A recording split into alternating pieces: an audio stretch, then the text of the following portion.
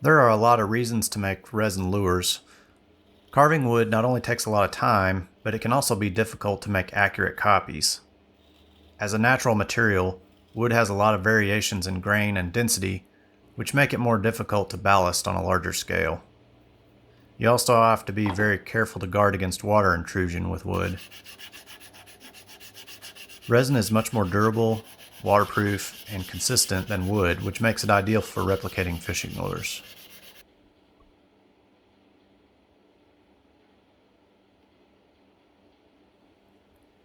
The first thing we need to get started with is a master. I tend to take more time carving a master because it will be copied many times, and I want everything about it to be as perfect as I can make it. I want to talk real quick about prepping your lure for the mold making process. And what I like to do is get it as smooth as I can.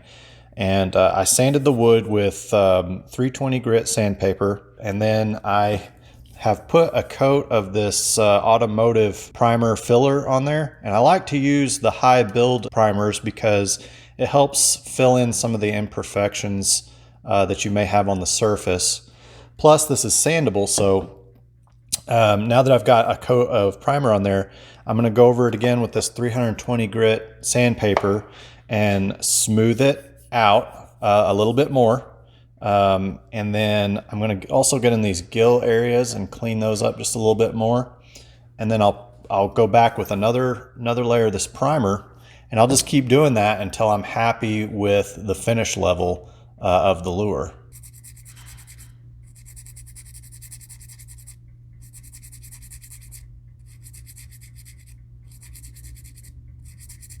Hopefully what you can see here is that I'm not taking it back down to the wood. I'm just kind of knocking off the high spots on the paint there. This mold that I'm going to make will pick up absolutely every little detail of this, and so that's why I'm putting so much time and effort into prepping it and sanding it and smoothing it, because whatever scratch or imperfection is on this lure will show up on that cast. So I think it's worth the extra time to get it smooth and get it perfect, so that all of your casts from here on will be just as perfect as the original.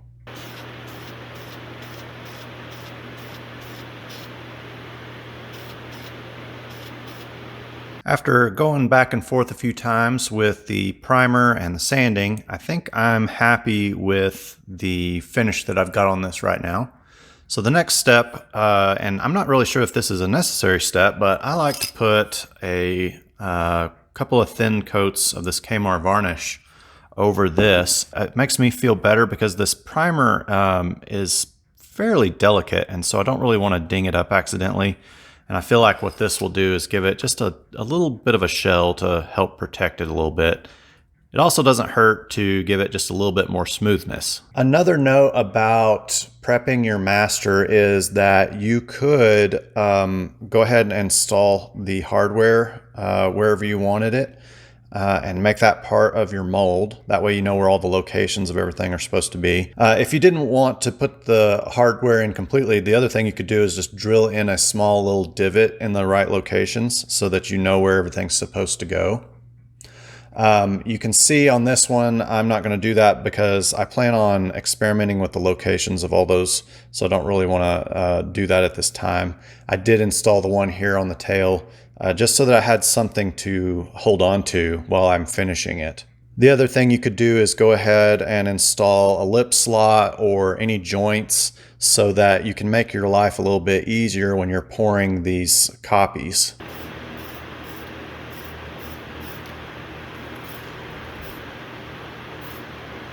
We've got those two layers of clear coat on there, so that pretty much does it for lure prep. Now we're ready to make a mold box, and here's one that I have from a different project, but it's not going to be quite big enough for this lure, so I'm going to have to make another one. I like to have a good 1/2 inch all the way around, just so that the structure of my silicone is going to be strong enough to hold the correct shape for my lure. But what I do is I buy this primed trim board at the hardware store, and I cut it to the lengths I need, and I actually permanently attach two sides, and then I have one removable side here with the screws so that I can get the silicone out of there at the end. You'll see a lot of people use Lego to make a mold box, and that's fine, but Lego is pretty expensive actually. If you have some laying around, that's a great material. If you don't, I don't really recommend going out and buying Lego just because it costs so much. But this trim board, I bought like an 8-foot board for $3 or something like that. So you can make a lot of mold boxes for pretty cheap with these pre-finished boards. This is kind of a particle type board. They also have sanded and primed pine, which is actually a little bit better in my opinion because it doesn't split like this one does. But what I'm going to do right now is measure out a new box and cut my new pieces and assemble that.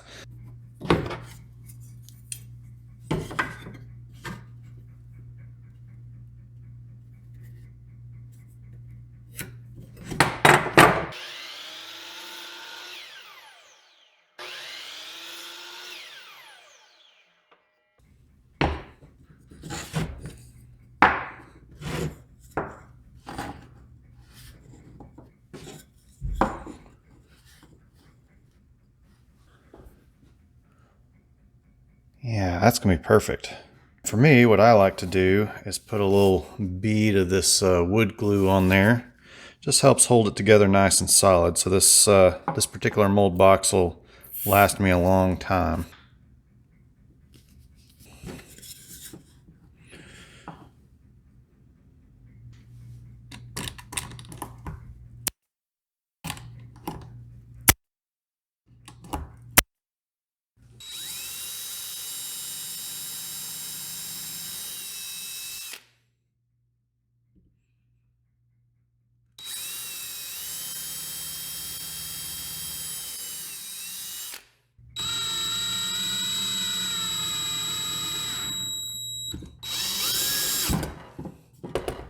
Now that we have our box complete, we're ready to start working with the clay, but I need a bottom on this thing. And the simplest thing for me is to just use some duct tape here. And the purpose of this is just keep everything really clean. The clay I use is reusable, so I don't want to get a whole bunch of dust and dirt on it and all that sort of stuff. So I like to put a bottom on my boxes.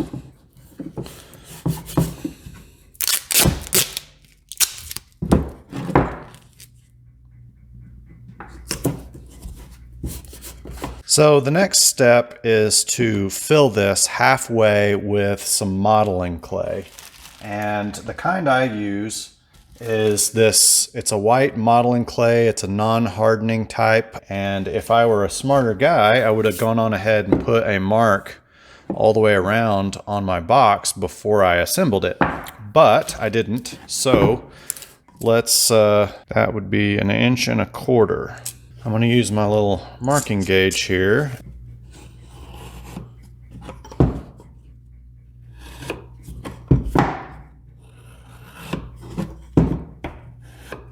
There. And that'll help me get my clay exactly halfway on the box. It's not critical that it be exactly half, but as close to half as you can get.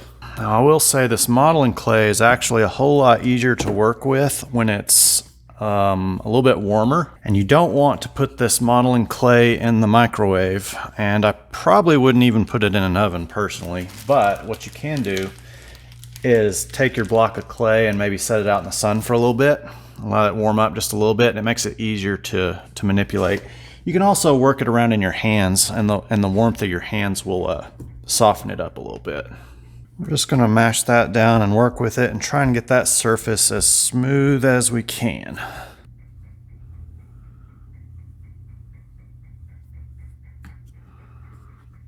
There's a package of these tools that you can get with these little ends on them. Has a blade on one end, has a kind of a little disc on the other. Pretty handy for working with clay. Okay, I think I've got that about as smooth as I'm gonna get it. So I'm gonna take my lure here and I'm gonna position it in the middle. I'm also going to trace kind of an outline very carefully so I don't scratch it.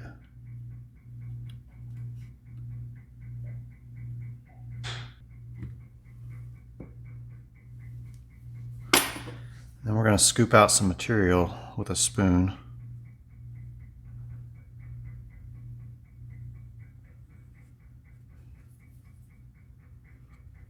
Very carefully.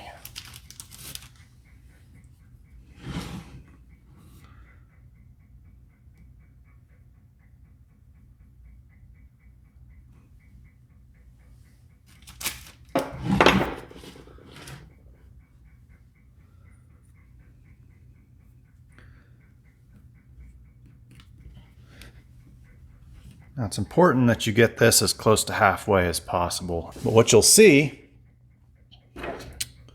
is a little gap there. We don't want that little gap. We want to close that up. So I'm going to use this tool here, and I'm going to kind of go along this, and I'm going to push that clay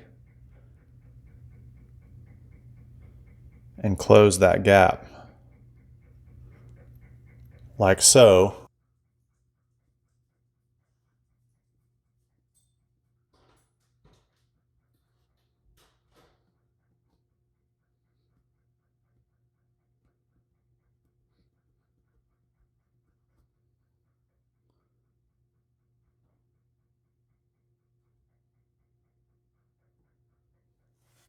There's some additional elements that we're going to have to consider here, and one is pouring the resin into the mold. So I'm going to make a funnel to go in the top here, and I'm just going to model that out of some of this clay.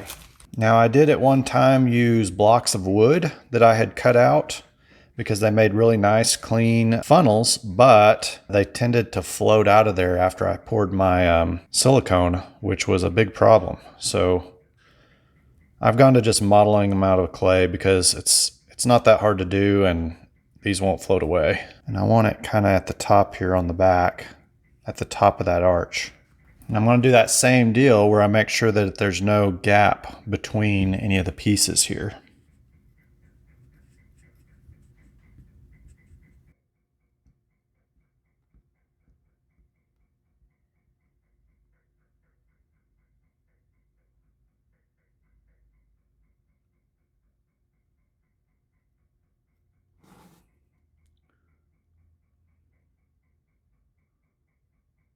Now that we've got a funnel put in place, the next thing we got to consider is when we pour our resin into that funnel, it's going to come into this cavity, and it's going to flow down to the low spot, and it's going to flow to the ends and then up to the top. However, what can happen is if that flow stops up at this end, the air pocket will keep that resin from going all the way to the tail.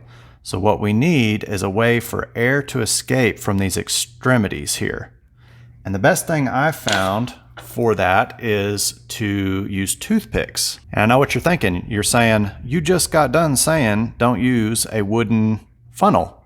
Well, the difference is what we're going to do is cut this to length, and we're going to embed it halfway into that clay just like the lure is. And that clay will hold that in there. Now, if you want to, you can experiment with cutting a funnel and embedding that and doing the same thing. Feel free to do that. I've just found this to be easier for me. Let's cut this end off first and get a square piece. And then we need to kind of eyeball.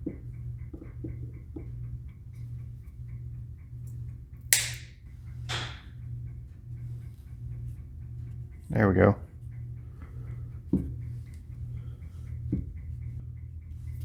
Like so.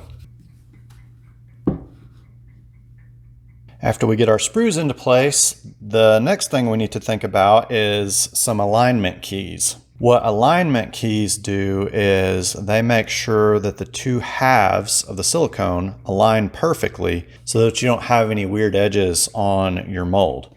And what I like to use is just a pretty good sized drill bit, and I'm going to gently drill out a few keys here. And I'd say go about 3/8 of an inch or so deep, thereabouts. Doesn't have to be perfect, but you want to put as many of these in there as you can.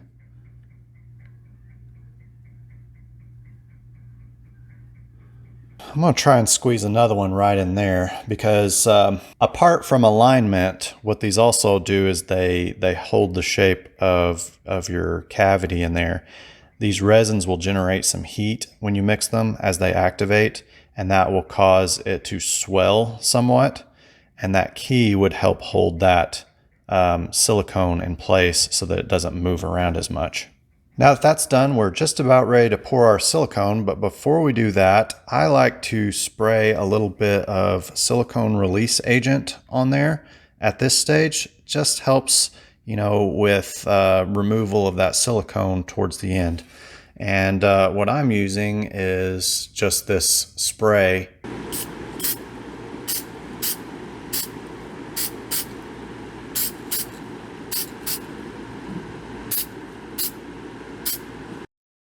If you want to support the channel and look good doing it, you can now get your official Zimtex merchandise.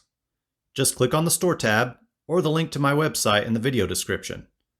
There you can find everything Zimtex, including gear, links to the products I use, and other cool stuff. Now that we're ready for silicone, I wanted to show you the kind of silicone I use. It comes in multiple sizes, but I've really been liking this Let's resin silicone rubber, and the reason I like it is because it's clear and it allows you to see any bubbles that are inside of it as you're working with it here, which is really important so that you don't have any imperfections on your molds.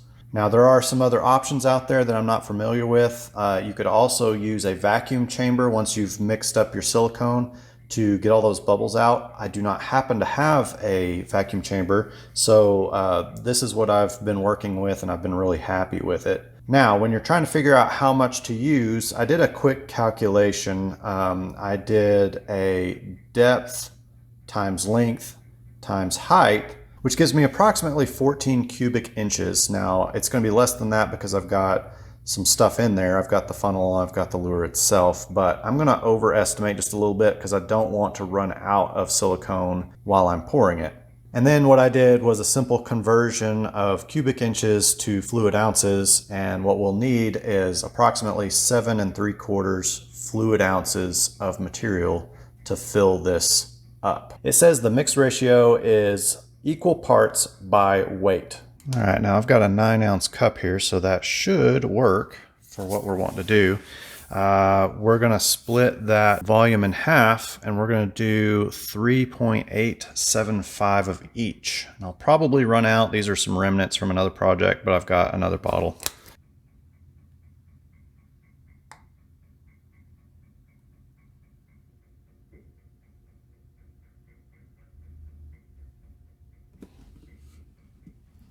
Perfect. Hopefully we don't max out our scale here.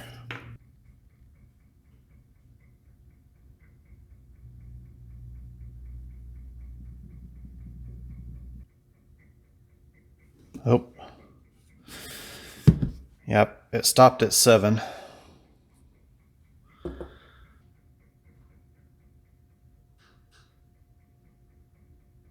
Yeah, I probably should have checked the capacity of my scale before I started pouring, but that's okay. I think we're really close here.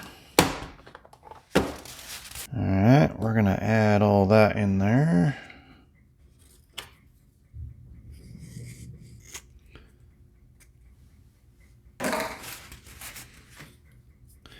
Now this stuff is fairly bubble free, but when we stir it, that's when we introduce all the bubbles. And we do need to stir it pretty well. The good news though is that this is pretty slow to set up. So you can take your time and just make sure you get it mixed really well. I scrape the sides every now and then like that, just to make sure I'm mixing all of the material. A couple of quick notes about this silicone is that the instructions say that you have a working time of 40 to 50 minutes. The curing time is anywhere from 18 to 15 hours. There's a lot of environmental conditions that could make it last longer. I usually let it go for a full day, just 24 hours, just to be safe. But there is a little bit of leeway on the mixing ratio. It says 1:1 by weight, but it says not to exceed 30 grams extra of one or the other. So you have a little bit of a window there. You want to get it as close as possible though. It also says that after 15 hours, if it's still a little bit sticky, just let it continue to cure for up to 3 more days. So I've never had any problems with that. I've always been able to mix it and it cures up in 24 hours, no problem. The best way I've found to reduce the bubbles is to pour a really thin layer over the whole thing. So we're going to do that real quick.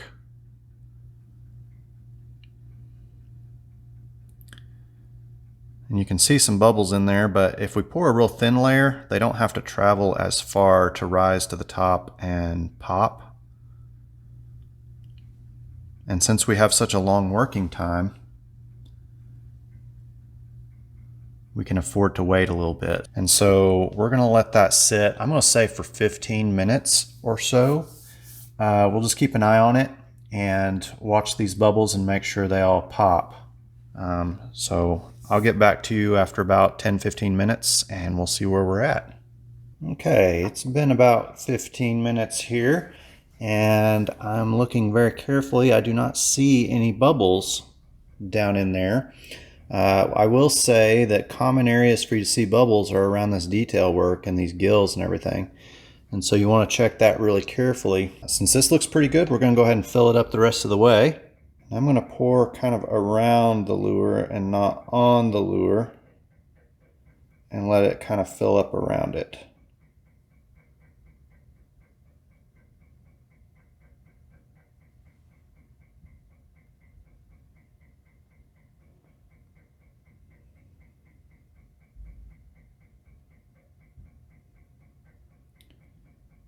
I'm going to go ahead and fill this mold box all the way up to the brim or as close to it as I can with what I've got. Since I'm pretty close, I'm not going to mix up anymore. So you can see I didn't quite have enough to get all the way to the top, and that's fine. All right, there's nothing to do right now except wait, and I'll get back to you after it's done. We've waited long enough, and that feels like it's set up nicely. So what we need to do is pour the second half. And we're going to flip that over and remove our tape here.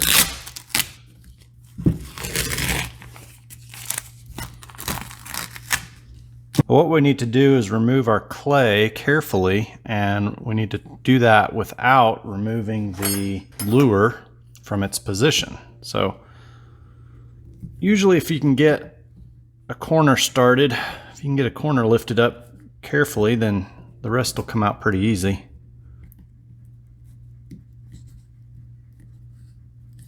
Yeah.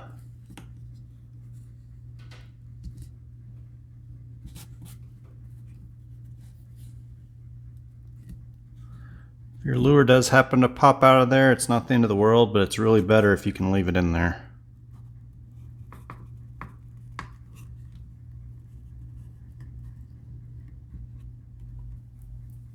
Now I do want to go ahead and leave that in there, that funnel part. Let's leave that. I want to spend a few minutes here trying to get all these little bits of clay off of there, but I may have to do a little bit of scrubbing with a Q-tip or something to get it really clean. With that cleaned up, what we need to do is make the other half of this funnel, just like we did before. Just going to take some clay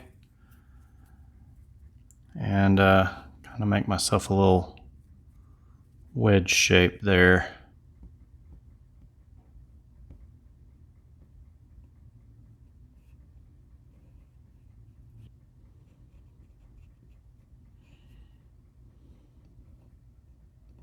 The next step, and this is a really important step, is to apply a release agent to all of these pieces, particularly the silicone. I'm going to put some petroleum jelly on all the silicone first because silicone is going to stick to silicone really bad.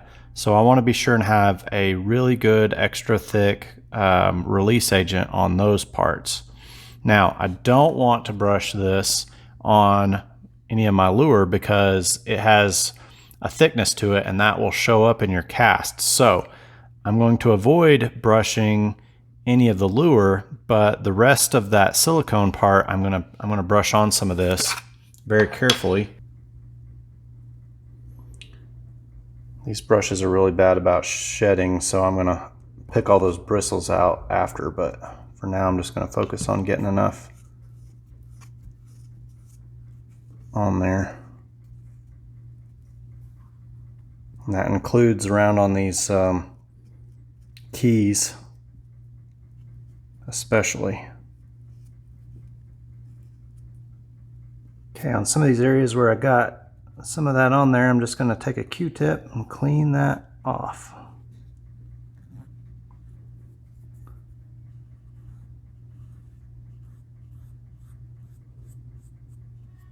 Now we can spray this silicone mold release spray, and we're going to concentrate on the lure itself and the box. All right, let's mix up the same amount as last time.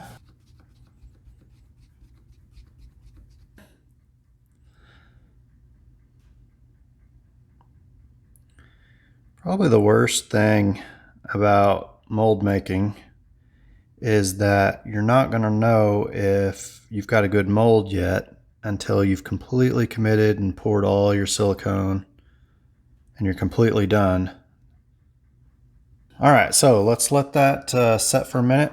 Let the bubbles rise as much as possible. And I'll come back in about 10 minutes or so and we'll pour the rest. Looking real closely, I do not see... Oh, there may be a bubble down in there. So we're just going to kind of shoo it away like that.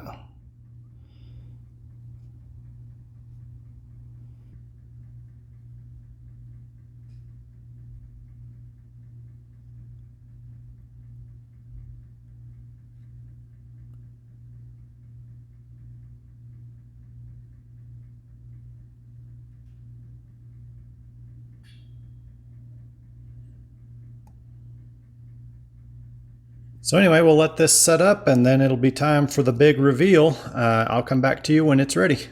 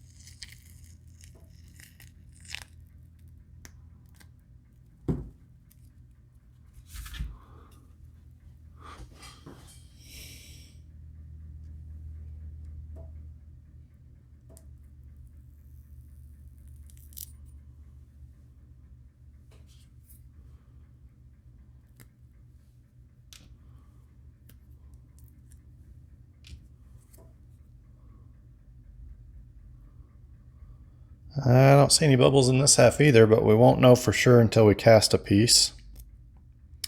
One thing to check on these molds before you get started is you want to make sure that your sprue is opened up all the way. So I may have to get the X-Acto knife and cut just a little bit here and there. The best way to check that I found is to put them back together and then blow through this hole right here. And if air comes out of both of those, then you're in good shape. So I'm getting a little bit of air out of this one, but none out of that one. So let's cut those.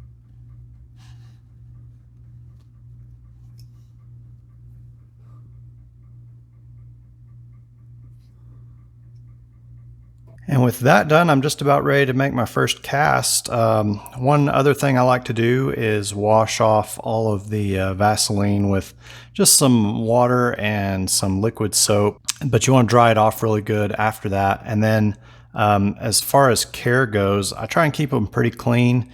And then I store them in a Ziploc bag so that they don't deteriorate as fast over time. Another thing I like to do is store this master with my silicone mold, because these molds don't last forever, and whenever it wears out, I'm going to want to make a new one.